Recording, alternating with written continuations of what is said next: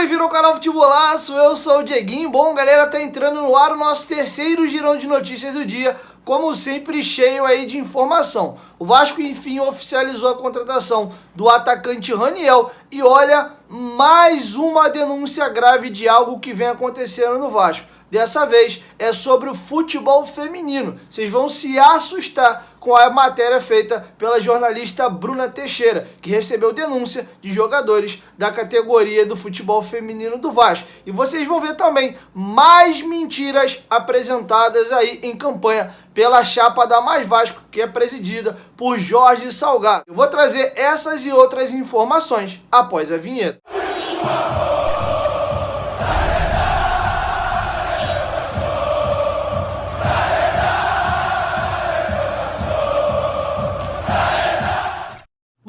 Agora que a vinheta já rodou, vou pedir para tu deixar aquele like marotaço que ajuda a gente bastante aí na divulgação do vídeo. E também, se tu for novo por aqui, já se inscreve e ativa aí o sininho das notificações, porque só assim, toda vez que tiver vídeo novo aqui, o YouTube vai te notificar. Além, claro, de seguir a gente lá no Instagram, porque eu também dou bastante informação por lá. Bom, vamos aí com as novas informações do Vascão. Por volta de 5h30 da tarde, o Vasco oficializou a contratação do atacante Raniel. O jogador chega por empréstimo até o final da temporada, já com passe fixado. Porém, o Vasco não revelou qual foi o valor do passe do jogador que está fixado. Para finalizar esse assunto aí, Raniel, eu vou ler para vocês o anúncio oficial do Vasco, que ele colocou em seu site, e também as primeiras palavras de Raniel como novo atacante do Vasco. De olho nas competições da próxima temporada, o Departamento de Futebol do Vasco da Gama concluiu nesta terça-feira a contratação do atacante Raniel. O jogador de 25 anos vinha defendendo as cores do Santos e chega em contrato de empréstimo até o final da temporada. Natural de Recife, Raniel se profissionalizou no Santa Cruz, mas foi com a camisa do Cruzeiro que começou a ganhar destaque no cenário nacional. Na Raposa, o atacante disputou 88 jogos e marcou 16 gols e foi bicampeão da Copa do Brasil entre 2017 e 2018. Foi negociado com São Paulo em 2019, porém permaneceu pouco tempo no tricolor paulista. Ao término do Campeonato Brasileiro, Raniel se transferiu para o Santos e permaneceu no clube da Vila Belmiro nas duas últimas temporadas. Não é todo mundo que tem a oportunidade de vestir uma camisa tão grande como essa. Jogar no clube onde Romário e Edmundo fizeram história, então sei da minha responsabilidade. O que posso garantir ao torcedor é que não vai faltar empenho, entrega e comprometimento. Estou muito motivado em recuperar o meu futebol e recolocar o Vasco no seu devido lugar, que é na Série A. E para finalizar esse vídeo, olha, mais uma denúncia grave. A jornalista Bruna Teixeira fez uma matéria maravilhosa e fez uma trend lá no Twitter, trazendo detalhes de algumas denúncias das jogadoras do futebol feminino do Vasco. E eu peço que você preste bastante atenção do que vem acontecendo nessa modalidade do Vasco. Dificuldade para comer, 3 meses sem receber, até dificuldade de usar a academia. Você sabia que as jogadoras têm um uniforme e elas têm que lavar todo santo dia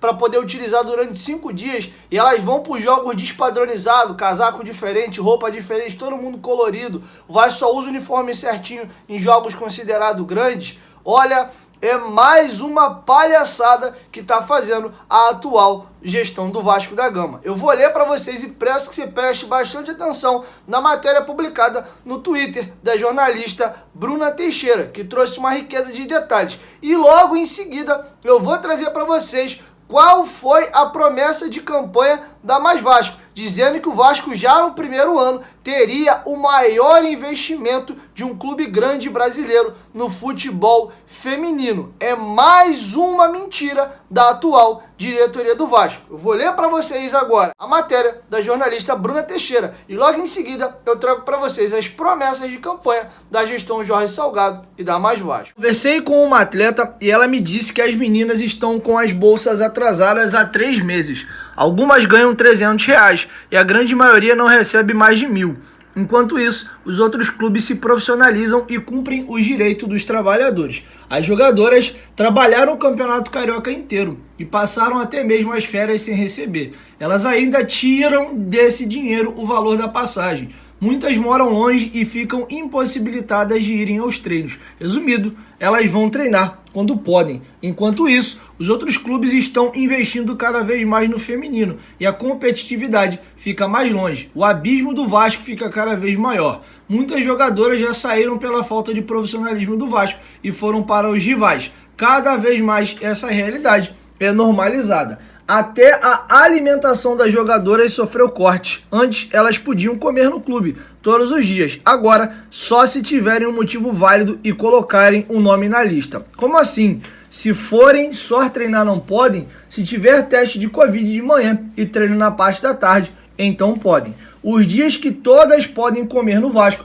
são os de jogos. Fora isso, as jogadoras que têm direito são as que vivem no alojamento improvisado na Barreira. Enquanto as jogadoras que precisam de alojamento moram na Barreira, os jogadores moram dentro de São Januário com mais segurança. Elas recebem apenas um uniforme, blusa, short e meião, e precisam usar o mesmo durante 5 dias de treino.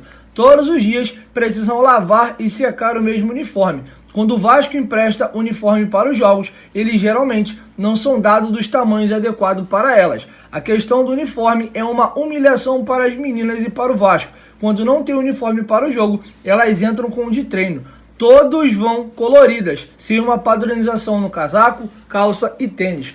Enquanto os times grandes valorizam a presença das suas jogadoras, o uniforme completo do Vasco só é disponibilizado quando as jogadoras vão para jogos grandes. O Vasco vem contratando voluntários, muitas vezes sem formação profissional, para áreas importantes. Mão de obra barata, na verdade sem custos. O caminho do amadorismo. A atleta me disse que a situação é jogada para elas com a proposta que, se ganharem títulos, vão receber os direitos. Elas treinam em Caxias e agora estão indo para o Arte Sul, que é mais distante. Com trânsito, fica mais de 1 hora dentro do ônibus e, segundo o atleta, o gramado está gigante, cobrindo os pés e prendendo a bola. Elas só podem ficar 30 minutos na academia pequena e raramente treinam no Capris. A prioridade é sempre o masculino. O treino regenerativo elas tiveram no máximo 3 vezes ao longo do campeonato inteiro.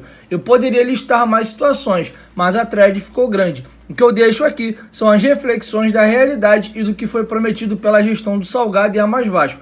É impossível imaginar um futuro de glórias para o Vasco com esse cenário que falta até o básico. Em março de 2021, a Mais Vasco acabou com algumas modalidades e eu acredito que o futebol feminino seguiu apenas por ser obrigatório.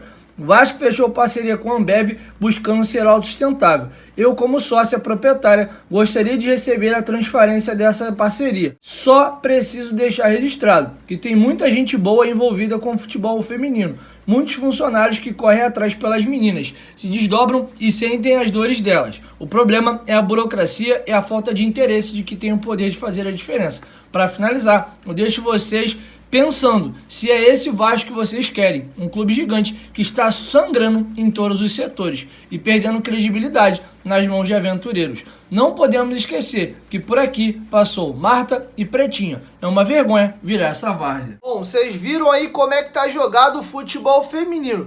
Muito diferente das promessas que a Mais Vasco fez ainda em período eleitoral, que inclusive tá lá no site deles as promessas de campanha, e olha o que prometeu a gestão Jorge Salgado antes de assumir o Vasco no futebol feminino. Bem diferente do que está acontecendo nesse momento. Com Jorge Salgado seremos o clube de maior investimento no futebol feminino, com quase 15 milhões nos 3 primeiros anos de gestão. Já seremos no primeiro ano o maior orçamento entre os principais clubes. Teremos um time de ponta para colocar as meninas do Vasco no melhor nível profissional para ter retorno em títulos. A revolução não será apenas financeira, mas também ideológica e estrutural. Para liderar o departamento, teremos ninguém menos do que uma das maiores craques do futebol brasileiro e mundial.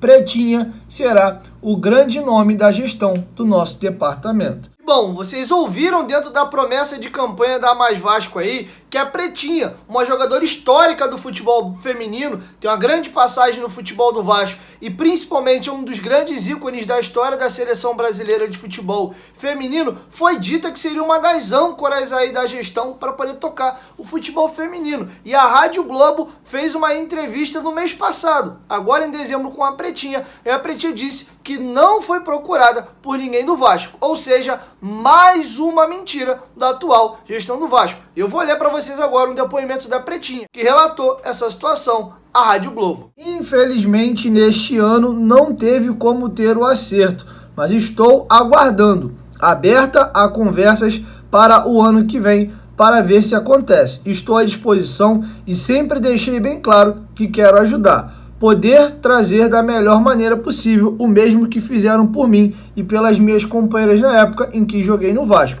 Estou esperando que se concretize no futuro, declarou a ex-jogadora Pretinha à Rádio Globo em reportagem feita pela Camila Carelli. Bom, só para finalizar, a UOL Esportes também fez uma matéria sobre o tema e entrou em contato com a assessoria do Vasco e eu vou ler para vocês qual foi a resposta dada pelo Vasco sobre essa situação. O clube lamenta e informa que tem trabalhado incansavelmente em busca de uma solução para regularizar a situação o mais rápido possível. Bom, galera, vou ser bem sucinto aqui, até porque o vídeo tá imenso já. A situação é a seguinte: como a gente vem vendo até aqui, além da incompetência absurda para gerir o Vasco da Gama, a gente continua vendo a Mais Vasco mentindo várias vezes para o torcedor do Vasco. Primeiro foi o aporte dos 70 milhões, teve a questão da demissão de treinadores, que era um absurdo o Vasco ter 2, 3 treinadores na temporada, e o Vasco no ano passado teve 4, se você for considerar a temporada 2020, que foi até